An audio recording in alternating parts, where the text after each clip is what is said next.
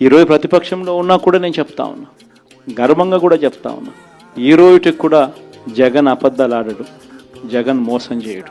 మళ్ళీ చంద్రబాబు చెప్పిన మాదిరిగానే అంతకన్నా ఎక్కువ అబద్ధాలు మనం చెప్పుకుంటే బాగుండేదేమో, ఆ 10% మనతోనే నిలిచి ఉండేవాళ్ళేమో, అలా చేసి ఉంటే బాగుండేదేమో అని చెప్పి కూడా చాలామంది కనిపించవచ్చు.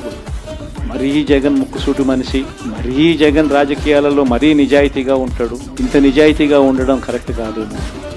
ఒకటి చెప్తా ఉన్నా, ఓడిపోయిన పర్వాలా, అధికారం కోసం అబద్ధాలు చెప్పడం, అధికారం కోసం మోసం చేయడం ధర్మం కాదనే, న్యాయం కాదనే జగన్ ఎప్పుడు నమ్ముతాడు. అసెంబ్లీలో బహుశా మనం చేయగలిగింది తక్కువే ఉంటుంది, ఎందుకంటే మనకు వచ్చిన సంఖ్యాబలం కూడా చాలా తక్కువే. పైగా కౌరవ సామ్రాజ్యం లేకపోతా ఉంది. ఏకంగా స్పీకర్ పదవికి తీసుకోబోయే వ్యక్తి ఎంత సిగ్గు లేకుండా సోషల్ మీడియాలో వైరల్ అవుతా ఉంది, వాళ్ళు మాట్లాడుతూ ఉన్నమాట. ఒకడంటాడు